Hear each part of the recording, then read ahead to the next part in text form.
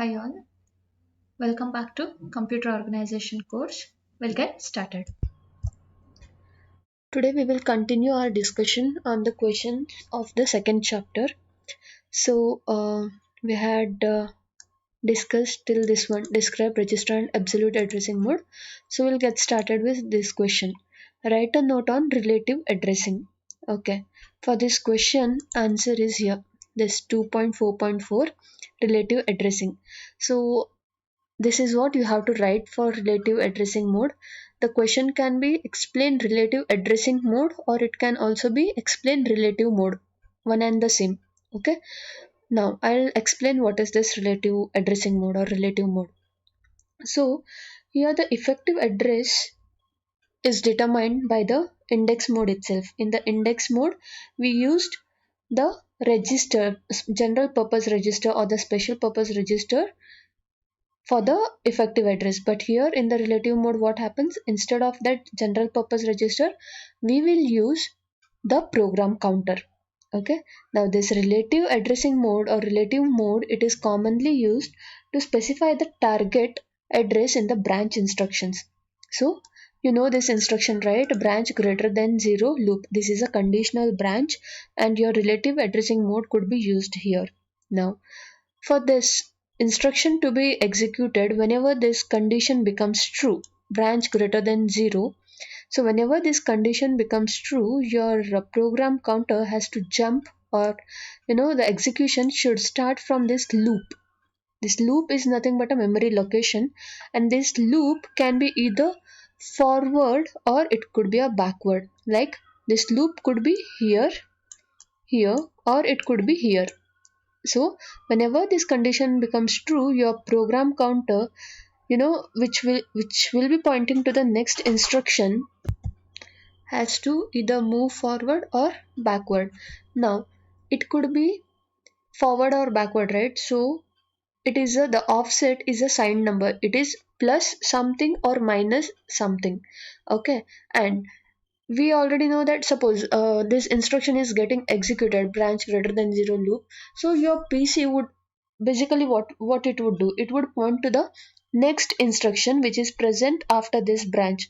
So whenever the offset is getting calculated, we have to take the updated value of the program counter and then either we have to add or subtract that offset from the PC.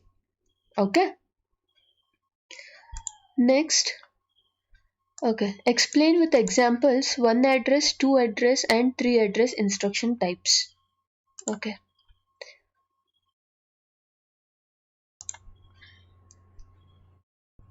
So the answer is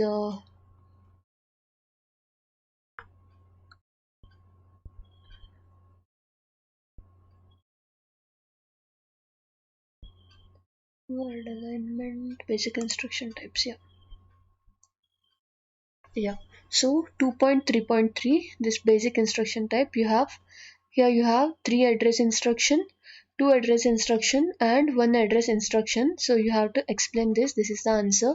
And while writing 3 address, these things is necessary. All these things like the basic syntax, then give an example and then explain it. For 2 address also, first the syntax, then an example and explanation of that. Then 1 address, same. Again the directly you can give the example here. Okay, so we'll discuss one by one. So 3 address instruction, here what happens is basically first we'll take the syntax of it. So first we have the operation, then source 1 comma source 2 comma source 3, that the last one is destination, I'm sorry. So what happens here is this source 1, source 2 and the destination are the memory locations. Okay, and these locations have some data in it. So this operation, whatever the operation is given here, it would be performed on this source 1 and source 2 and the result would be then sent to this destination. For example, add a comma b comma c. Why this is called 3 address instruction? Because we have 3 memory locations here. Okay, so here what will happen, the contents of memory location A and the contents of memory location B, so these A and B are called as source operands, these will be added and the result would be placed in the memory location C. Okay, this is the syntax and this is one example of 3 address instruction. Next we have 2 address instruction. So here what we have, the syntax is operation source comma destination. Again here the source and destination are your memory locations, okay. So what is the difference between 3 address and 2 addresses? We have decreased one source here, okay. Instead of 2 sources as we have seen in the 3 address instruction, in the 2 address we have removed one source. Now how this action would be performed? For example, add A comma B. So what it does is the contents of A, memory location A, would be added to the contents of memory location B and the result would be saved in the memory location B itself. So add A comma B, what it does this action A plus B, the result would be stored back into B itself. Getting it? Now what will happen when the result is stored back into B? Whatever the contents of previous contents of B are there, those will be overwritten and the new value, that is the result, would be placed in your destination.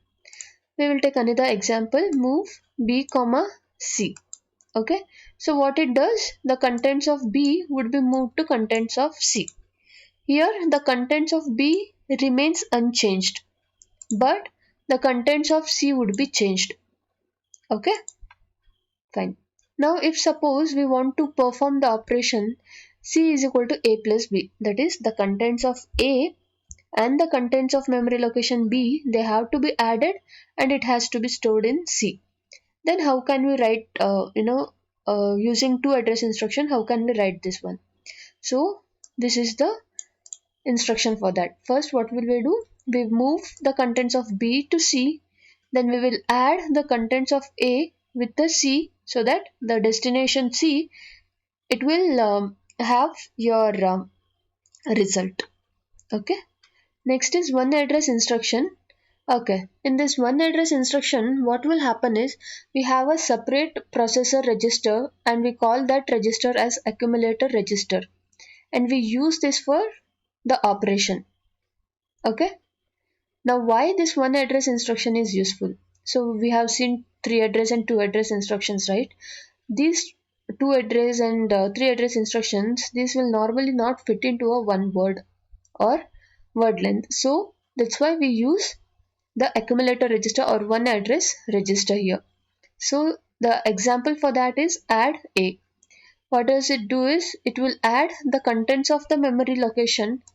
Okay, the contents of the memory location A would be added to that of the contents of accumulator register and the sum is placed back into the accumulator register itself. Now load A, what does it do is it will copy the content of memory location A to that of the accumulator. Store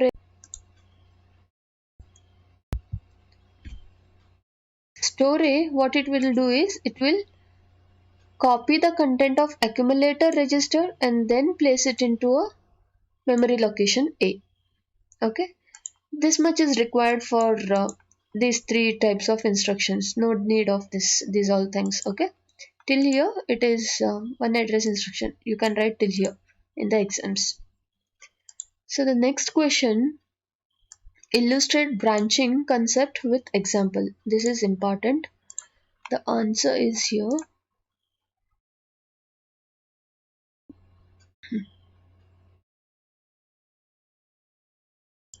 2.3.5 branching.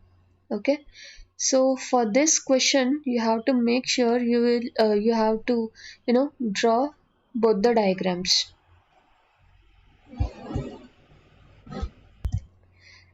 Yeah, I was saying like for branching you have to draw both the diagrams and make sure these memory locations and whatever the contents of this diagram are there, that should be as is. You cannot write whatever you like. Okay, so the same has to be present in the diagram and you have to explain it. So first what we have to do is, first we have to explain the concept of straight line sequencing in basic 1 or 2 lines. Then what is the problem with this straight line programming or straight line sequencing, and then why branching is necessary. How can you reduce the problem or overcome the problem of this straight line sequencing in terms of this branching. Okay,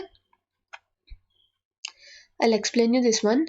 So okay, so this straight line sequencing, what will happen in this straight line sequencing is, the instructions would be taken sequentially and those things would be executed one by one or line by line.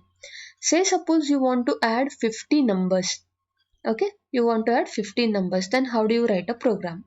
So you would write something like this, like move the number 1 into R0, then add number 2 with the content of R0, like this. You'll go till 50th number. So if you write the program like that, sequence wise, or you would need 50 add instructions, right? Like this one.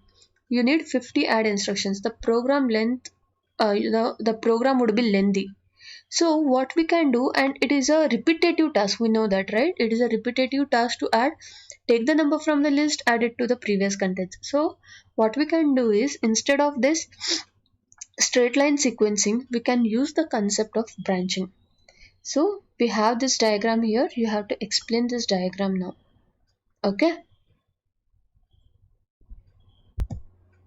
Okay, so your program execution, it would start from here. This is a loop, and this loop, it contains a sequence of instructions. Again, it is a straight line sequence of instructions, and this loop can be executed as many times as needed. If you have 50 numbers, you can execute this loop 50 times. If you have 100 numbers, you can execute this 100 times. Okay, so what will happen is, so first we'll assume that we have a list of numbers, and how many numbers are there, like 50 or 100, we would store it in a location, say n. Okay, so this memory location n contains your actual numbers to be added, suppose like 50 or 100. For in our case we will take it as 3. Okay, so n, this memory location, it would contain a value 3. Here small n is written, we will consider it as 3. Okay, now first your PC would be pointing here, and how the instruction execution starts. First you have the instruction move n comma r1. So what it will do, it will move the content of memory location n to the register r1. So what do we have in n? This n, we have assumed that we will add 3 numbers, so 3 is present here. So what would you do now? The content of n, that is 3, would be moved to r1.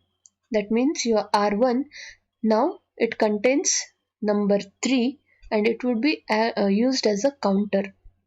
So counter in the sense, first it will be 3, then it would be decremented here. So 2, 1, 0, like this. Okay, then what will we do? We'll clear R0. This is a register, general purpose register R0. We will clear it. That means whatever the contents previously, if it has some contents, we will remove that. We will empty that. Okay, then determine the address of the next number and add next number to R0. Now what it will do is, where is your first number present? It is present at location num1. In our case, we had taken only 3 numbers, addition of 3 numbers, right? So num1 would contain some value, num2 memory location, it would contain some value, and num3 it would contain some other value. So what happens when you first enter through this loop? What will happen? You have to pick up the first number which is present in the location num1, and you have to add it to the content of R0. Okay, once that is done, you have to decrement your counter, which is R1. Previously it was 3, now it would be, decrement means minus 1. So 3 minus 1, it would be 2. Now you have to check branch greater than 0 loop. Your branch is nothing but your register R1. We are taking this as a counter, right? So you have to verify this counter. So we have to check whether this R1 is greater than 0. The content of R1 was 2. Just we have decremented it, so it is 2. So 2, whether it is greater than 0? Yes. If yes, where you have to go? You have to go to this location loop. Okay, you have to come back here. That means your PC, which is pointing here, it should come back here, and it has to again execute this loop. So once this loop is executed, what will happen in the second iteration? So in the second iteration, the content of num2 would be taken and it would be added with the r0. Then you will decrement r1 again. R1 was 2 in the first iteration. Now it becomes 2 minus 1 is 1. Check if it is greater than 0. 1 greater than 0? Yes, you have to go back again. Then you have to take the third number. You have to add with the content of R0. Okay. So we have done 3 iterations. In these 3 iterations, we have added our 3 numbers. So lastly then we have to decrement R1. So R1 was 1.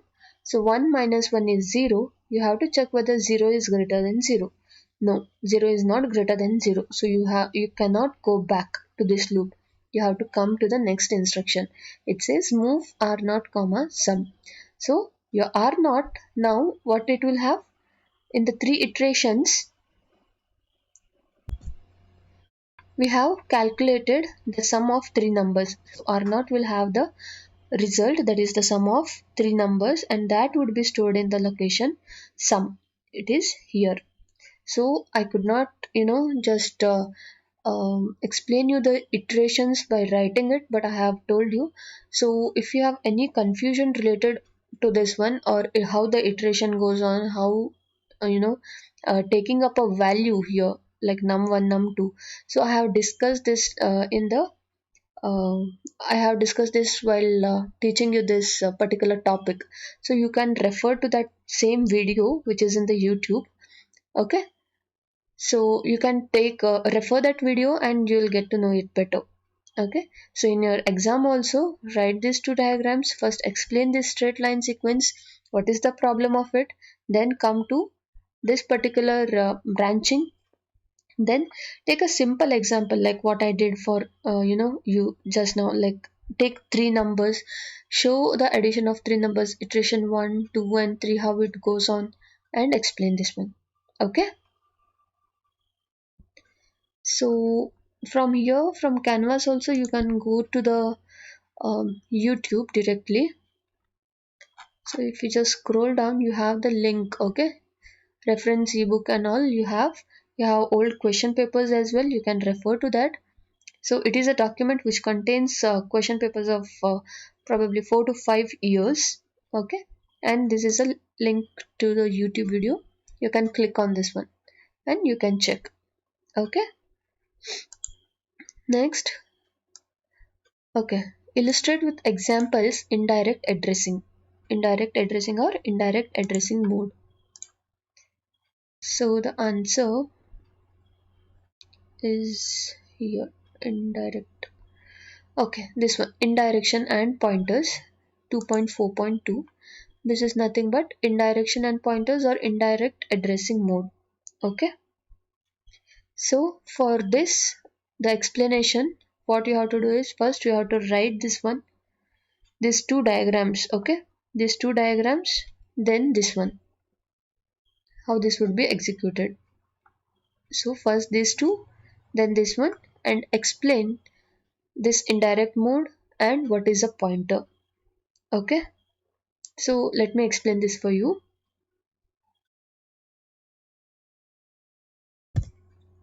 First we have to understand what is effective address. Okay, so the instructions that do not give you the operand or its address directly. So in a indirect way they give their operand address or the memory address. So first we have to know what is effective address then. Okay, so that means the instruction, it does not give you the operand or its memory location directly. Instead it provides you the memory location or the memory location from which the operand can be determined. So this thing we call it as effective address of that particular operand. So in this indirect mode, first we have to get the effective address. As the name suggests, this is indirect, not you cannot get the operand directly. Okay, so here in this indirect addressing mode or indirection, what happens is your effective address of the operand, it is a content of a memory register. It is a content of a processor register or memory location, and that particular memory location or register, it would appear in your instruction. So we can denote this indirect mode in two ways. So the two ways are here. This is the first one and this is the second one. So what would happen here is, so this instruction add, you should know that this bracket is there, okay? Add into the bracket R1 comma R0. Then what will happen here? So it says you have to add R0 and the content of the R0 and the content of the R1, but this R1 would contain a memory location. That memory location you have to point it to the memory and then you have to fetch the operand from it. So this is indirect way. You know that this instruction, it does not directly give you the operand. It does in an indirect way. Okay. So how do we explain this one? So as you could see from the diagram, add into the bracket R1 comma R0. Whenever this instruction is getting executed, what will happen first is the processor, it will fetch the content of R1. As we have bracket here, the processor understands that it is an indirect mode. First, processor, what it does, it goes to R1 and it fetches the content. What does the R1 contain? It contains a memory location, that is B. Now your processor would initiate a read control signal, okay, so that the content of this memory location can be fetched out. So what will happen now? So this B is pointed in the main memory, okay, the particular read operation would be performed and then the content of this B would be fetched, that is the operand or the content actual value would be fetched out. Now we have this value here. Then what does the processor do? Then it will fetch the content of R0 and it will add it. This is one way. The other way is through a memory location. So here we have an instruction add into the bracket A comma R0. So what will happen here? As because the braces are present for this memory location A, the processor will understand that it is again an indirect mode. First, it will try to fetch the content of A. So A is a memory location, right? So it goes and initiates a read cycle. So in the memory location A, you have the memory location B or the address of the memory location B. So from this, the address or the location your processor gets to know and it would point to that particular location in the memory. So when you have the actual address or the actual memory location, the processor, what it would do, it would fetch the operand, then it would fetch the content of R0 and both things will be added and the result would be stored. Okay. Now the register here, okay, in this example this R1 and in this example the memory location A. The register or the memory location that contains the address of the operand, we call it as a pointer. Getting it? So once you have written all these things, these two things and about the pointer, then you have to take an example and explain the indirect addressing mode over here. So we will consider the same example wherein we want to add n numbers.